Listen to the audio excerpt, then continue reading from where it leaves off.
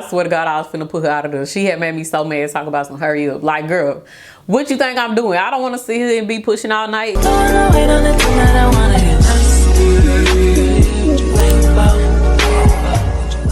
Hey y'all, and welcome back to my channel. My name is Ashanti. If this is your first time here, if it's not your first time here, welcome back. And y'all, today's video is gonna be like a pregnancy Q&A / labor and delivery story. I've received like a lot of questions, like just about how pregnancies have gone for me in general, and then of course about like my labor and delivery with Micah. So instead of sitting here reading off a list of questions, I figured I would go ahead and like tell the story. That way I can incorporate the answers, and you know, it could kind of be a 2-in-1 type of video. So if you are not subscribed to my channel, make sure you go ahead and do so, and let's go ahead and get into it. So when I first found out I was pregnant with Micah, I was already 8 weeks, and I was just like out and about one day. It was like a Saturday, and I went into this HEB.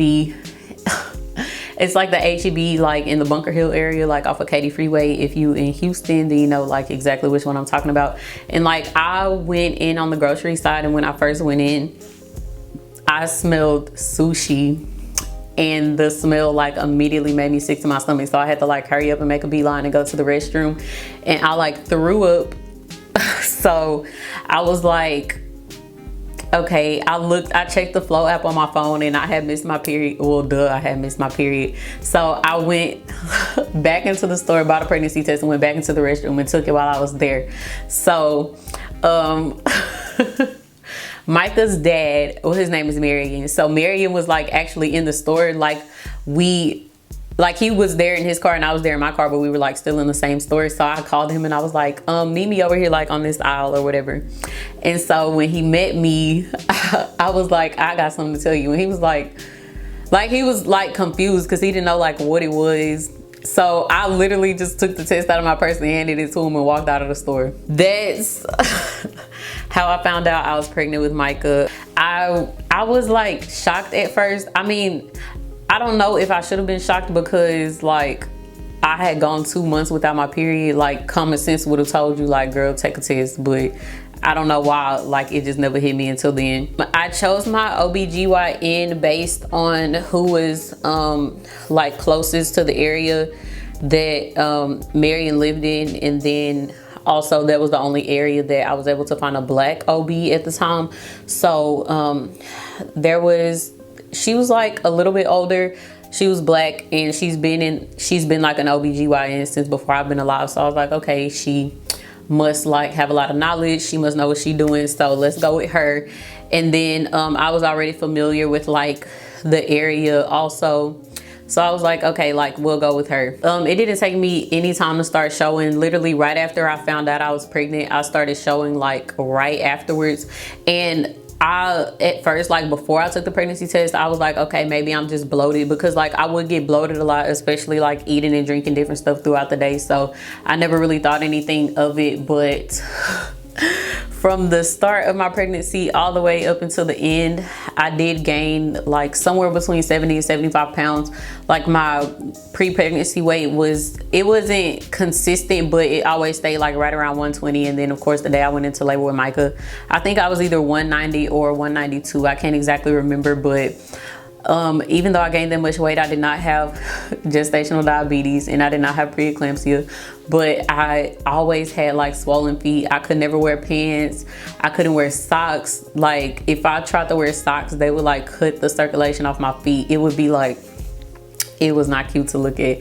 And then I just couldn't fit no type of shoes over my feet, like not even flip-flops, sandals, nothing. So that was like one of my biggest challenges towards the end of my pregnancy, along with like not being able to sleep comfortably, and then insomnia, because like I could not sleep at night, but I would sleep just fine during the day. Along with my weight gain, of course, came stretch marks, because the most I had ever weighed in my life was 125. So I did end up getting stretch marks. My boobs did get like a lot bigger. So I think my pre-pregnancy bra size was a 34C, and I went and got measured for a bra like a few weeks after I had Micah, and I was a 34 triple D. So there's that. Then of course I was breastfeeding and stuff afterwards. So Like my boobs were still pretty full, but yes, they did get pretty big while I was pregnant. And I'm reading the questions off my phone so I can make sure I incorporate everything. So if y'all see me like looking back and forth, that's what I'm looking at. My nipples did not leak at all while I was pregnant. I never really noticed anything coming out of them, no cracking or bleeding while I was pregnant, or even afterwards while I was breastfeeding. So I'm not sure if like other people have gone through that, but it does not sound exciting. It does sound pretty painful. So I didn't go through that, and I'm glad I did not have to.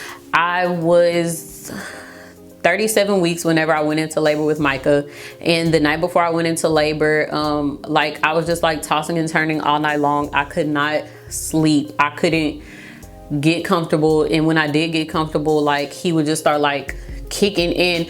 He was like always very active, and he was always kicking a lot, but this particular night it was like times 10. Like he was not letting me relax. Like anytime I actually started to doze off, it was over with. Like he was like, no, we finna, like you finna stay up. So the next morning I get up at like 5-6 o'clock because I heard my granny like getting ready to leave out of the house. So she was asking me like, you need anything while I'm out? And I asked her if she could bring me a ham and cheese kolache. So she bought me some from like this little local donut place that has like really good croissants. So while she was gone, I think she had a doctor's appointment that morning.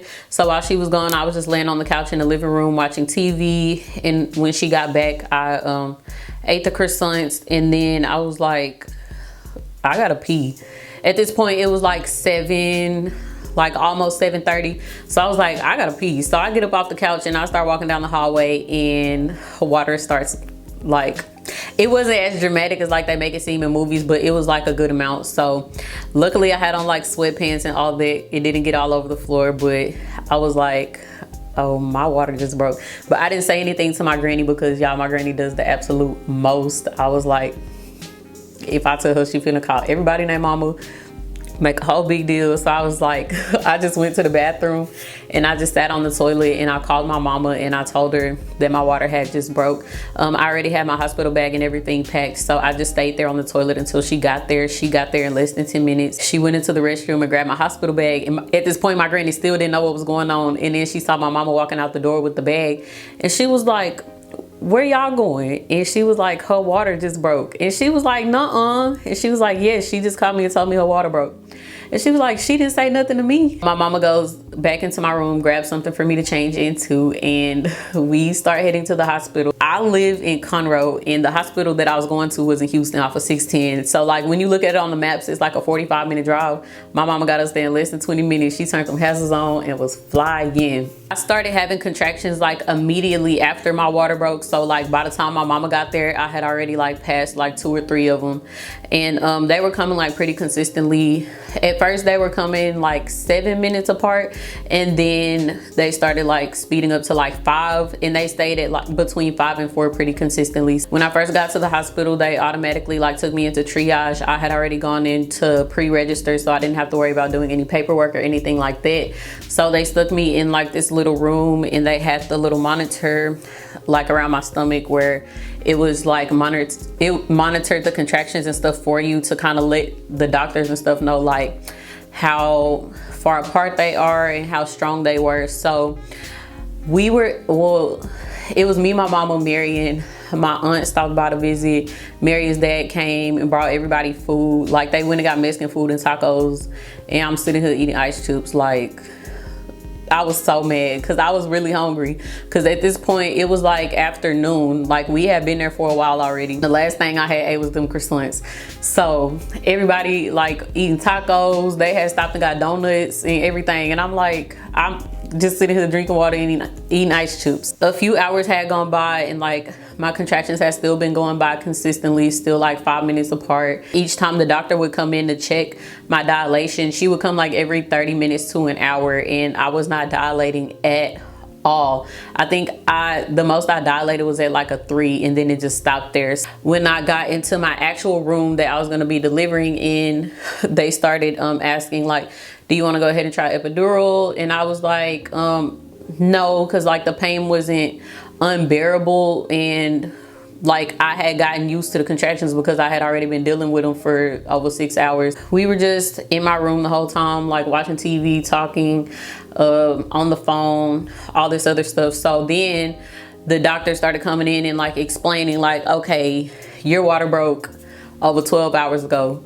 and you're not progressing with dilation at all. So they were telling me, you know, we're waiting on the anesthesiologist. We have to go ahead and induce you. Once they come, they'll go ahead and give you the epidural. We'll be able to give you Pitocin, and it'll help like speed up the process, like help you dilate faster, so we can go ahead and get this thing moving. Because if not, you will run out of fluids and then you'll have a dry birth, which will be like very painful. They explained all of that to me and I was like, okay. It still didn't end up being until like after 10 o'clock when the anesthesiologist actually ended up coming and giving me the epidural. Nobody was allowed to be in the room. They had me like sit on the edge of the bed with my feet hanging off, and like you have to hold a pillow and like hunch over so like your spine can be exposed or whatever. I did not feel the needle or anything.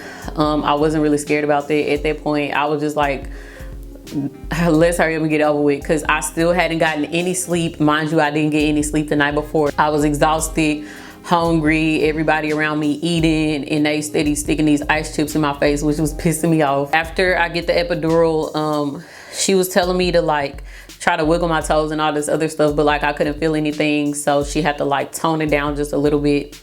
To where I would be able to still like function and do what they were telling me to do, but without like feeling the pain and everything. I get the epidural, they give me my Pitocin or whatever, and like maybe half an hour passed and I was like, give me something, like I'm about to throw up. So they give me this little bag, and y'all, when I threw up, it tasted like straight up chemicals. It was disgusting. And I don't know if it's because like I haven't eaten in the last 15 hours, but I don't know, it tasted like stomach flu. I don't know, it was something nasty, but I was throwing up and it was like this yellowish greenish color. I even some more ice chips. I drink me some water, and then like once everything has finally like numbed and I'm not feeling the contractions anymore, I can finally go to sleep. So I go to sleep and I will sleep for maybe like an hour and a half.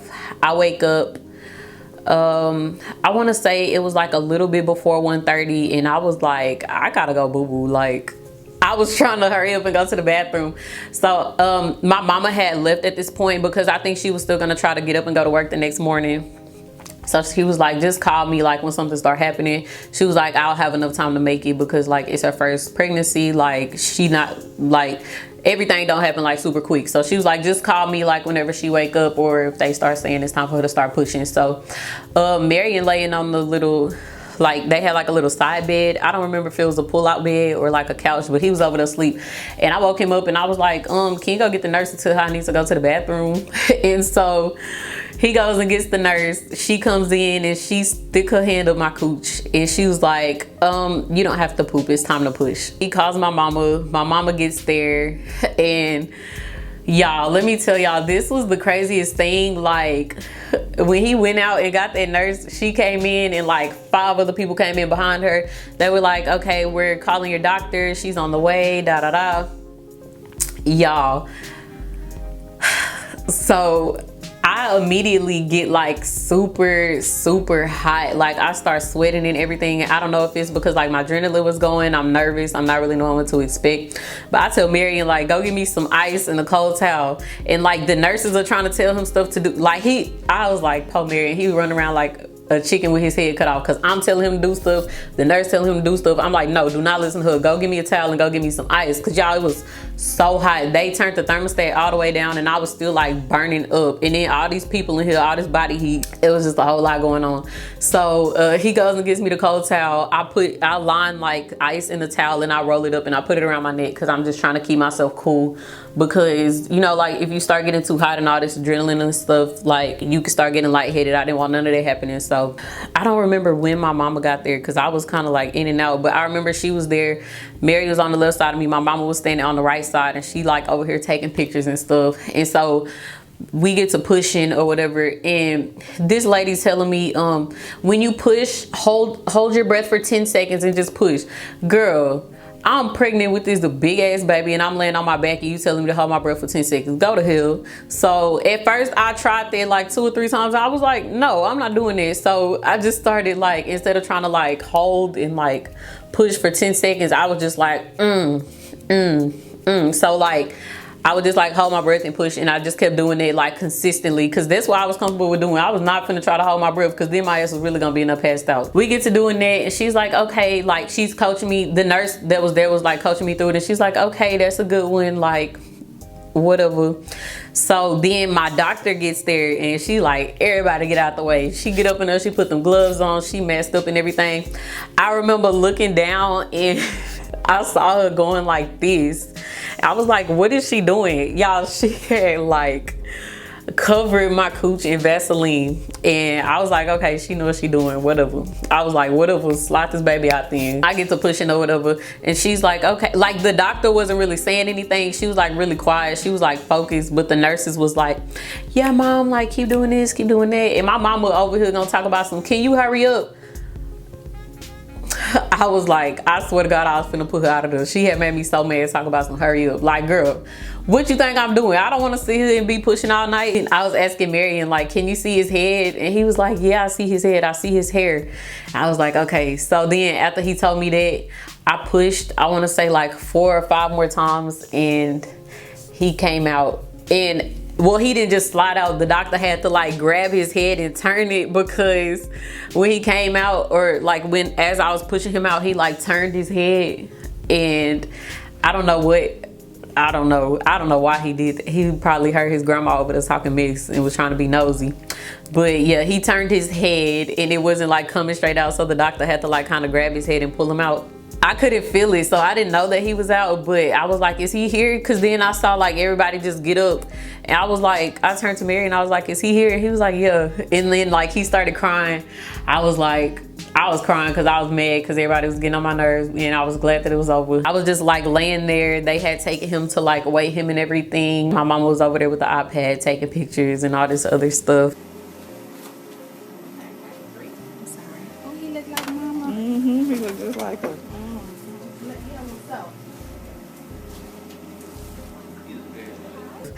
And I was like, I felt relieved, because like it was over, and I wasn't like super nervous throughout the process, but like I didn't really know what to expect. It's easy to be nervous like when it's your first time doing something, or when you're not really knowing like how it's gonna go, because anything can happen when you in labor or when you're giving birth. So they bring him, so once they're done like weighing him and wiping him down and cleaning him off and stuff, like they bring him back over to me, and I was like, oh my God, like it was my first time seeing him, because like I had never gotten like any 3D ultrasounds or anything, so I had no idea what to expect him to look like. Y'all, they brought me this little white baby, and he was just like so cute. I'm gonna try to insert some pictures. He was so cute. And then I was asking, because like they didn't tell me how much he weighed or how much he measured or anything, so I was asking my mama, how much did he weigh? And she was like 8 pounds 11 ounces. I was looking like, huh? Because that is a lot. After they bring him back to me and everything, like my doctor's getting all her stuff like situated and cleaned up, and the nurse asked, she was like, how many stitches does she need? And the doctor was like, none. She didn't have no tearing. I was like, oh my God, thank God. Because when I heard her say stitches, my heart dropped. So I was like, thank God. Immediately, like after they gave Micah to me and like everybody cleared out of the room, like I started getting the shakes really bad. Like at first I was super hot, and then my body temperature dropped and I got like super cold. So like everything just went in reverse, literally. And when the nurse came back, I was running a fever. So after they let me do Micah's first feeding, they took him in the NICU. They let him sleep with me for a few hours, but like after he got that last feeding and everything, like they took him to the NICU, because they were like, you're running a fever and we just want to monitor baby to make sure everything is okay. And it did end up being fine. They kept him in there for 2 days. We were there for a long time. The morning that I went in there was a Monday morning, and I think we were there till like Thursday.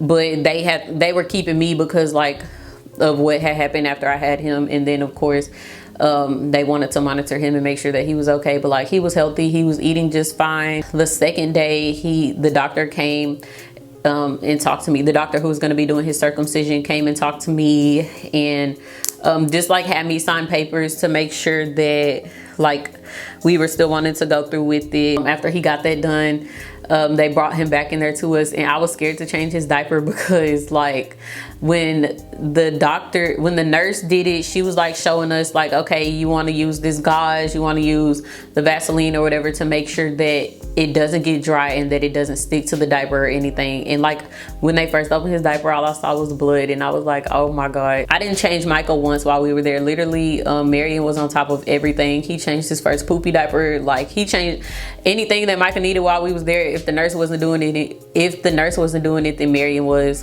I don't really remember doing much of anything. They were telling me that like my friend Alyssa came and visited me. I think my granny came the morning after Michael was born. I really don't know, y'all. Like I was so in and out of it, like mentally, and I was so tired because the night before doing all of that, I didn't get no sleep. So after they took Michael to the NICU, I just like slept all day. So I don't really remember like what else went on from there. But that is my labor and delivery story for my first pregnancy. That is how everything went, how I expected it to go. But I mean, things could have gone way worse, and in my opinion, I still had a very healthy delivery, and I'm thankful for that. Hopefully this answered all of y'all's questions, and of course, like if you have any more questions or something that probably came to mind after like hearing some of the things that I've said throughout this video, of course just message me or leave your questions down in the comments below, and I will answer them for you. Be sure to like, comment, and subscribe if you have not already, because we have a lot more baby stuff coming up. And of course I didn't have any like presence on YouTube while I was pregnant with Micah, so this is like old to me but new to y'all. And of course I'm gonna be documenting and vlogging, so I will have a labor and delivery vlog with this baby. I'll be keeping y'all involved with everything that's going on as much as I can. That's why I'm telling y'all subscribe so y'all don't miss anything, and I will keep y'all in the loop as much as I can. So thank y'all so much for tuning in, and I will see y'all in my next video. Bye.